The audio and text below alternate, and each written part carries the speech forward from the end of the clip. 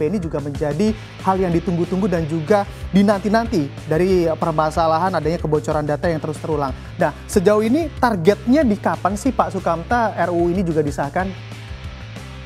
Kalau targetnya memang masa sidang ini. Mudah-mudahan pekan depan ini sudah selesai di komisi, tinggal nanti dibawa ke rapat paripurna, penjadwalannya ada di Bamus. Jadi mudah-mudahan 1-2 minggu ini bisa selesai lah. Insya Allah mudah-mudahan tidak ada masalah yang berarti lagi. Oke, baik. Berarti 1 atau 2 minggu ke depan begitu ya RUU akan disahkan. Ya, nah, pendapat Anda bagaimana Pak Alphonse terkait hal ini?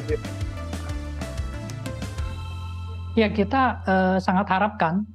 Jadi dengan adanya RUU PDP ini bisa mengamankan data, karena sebenarnya kalau bagi orang awam melihat 4 file yang bocor ini, hanya ada NIK, ada nomor telepon, nomor operator, itu kelihatannya tidak ada apa-apa. Tetapi kalau jatuh ke tangan orang yang mengerti big data, ini data seluruh penduduk Indonesia. Ini ibaratnya, kamu kasih bahan kue ke saya, ada telur, ada tepung, dan kawan-kawan ke saya, paling jadinya telur ceplok, atau saya bikin kue bantet. Tapi kalau ini jatuh ke tangannya Davina Hermawan atau Lutfi Taho, datangnya kue yang enak sekali. Nah, itulah bedanya. Kalau orang yang mengerti big data, dia mengelola ini bisa berbahaya sekali. Kenapa? Karena 4 data ini sebenarnya menghubungkan nomor telepon dengan NIK. Jika ini dihubungkan dengan data lainnya, data kependudukan yang sudah bocor, dengan berbekal nomor telepon, orang bisa tahu siapa orang di belakang ini. Atau sebaliknya, dengan berbekal NIK atau nama lengkap, misalnya orang punya kedudukan, ketikanya namanya, keluar semua datanya, NIK-nya, data kependudukannya, nama gadis ibu kandung, nama orang tua, NIK kakak, itu keluar semua. Sekarang data ini sudah ada di luar. Jadi itu yang perlu kita waspadai. Oke, bicara terkait harus kita waspadai, ini juga harus mewaspadai juga begitu kebijakan dari pemerintah yang ingin menyatukan NIK dan juga NPWP. Nah, ini kalau kita lihat juga kan bahayanya juga sudah terlihat begitu ya, kebocoran data juga terus terulang. Menurut Anda seperti apa? Apakah memang dalam beberapa hari ke depan juga akan memanggil Menteri Kominfo sendiri untuk menjelaskan terkait hal ini, Pak Sukamta? Oh ya, pasti. Ini kan akan bisa menjadi sebuah skandal besar sekali ya. Jadi saya bilang ini gempa data nasional kalau ini betul-betul kebocoran 1,3 miliar, artinya seluruh penduduk Indonesia, hampir 70% penduduk Indonesia ini data ada di sini.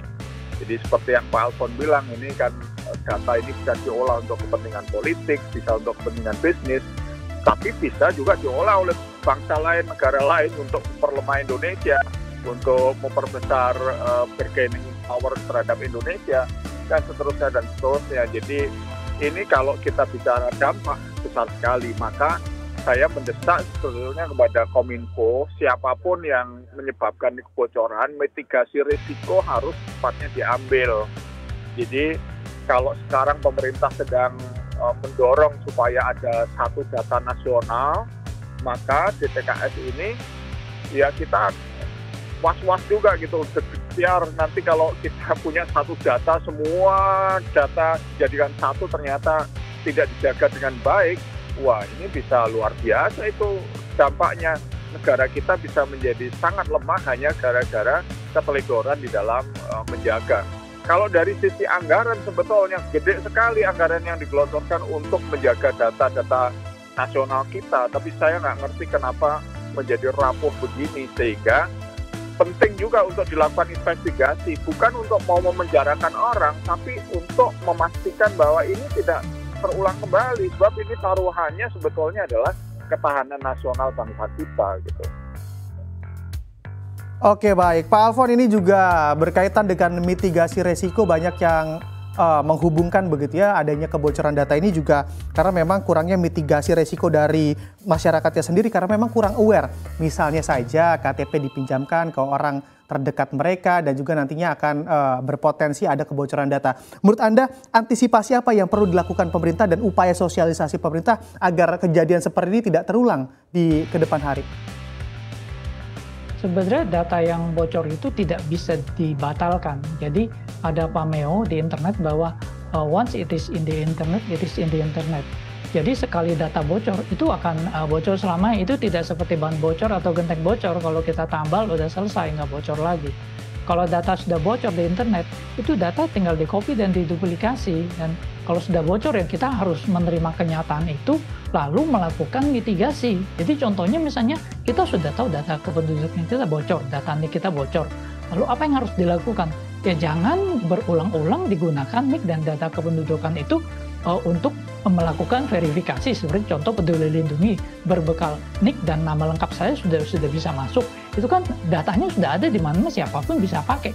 Nah, lalu berikan verifikasi, apakah tambahkan, kaitkan dengan email atau kaitkan dengan handphone dengan two-factor authentication, sehingga ketika mau digunakan perlu ada verifikasi.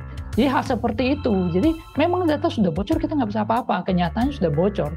Tapi itu yang perlu kita sadari supaya kedepannya jangan nanti ada data lain lagi yang lebih penting lagi bocor gitu. Hari ini data seluler dan NIK bocor itu ya sangat menyedihkan.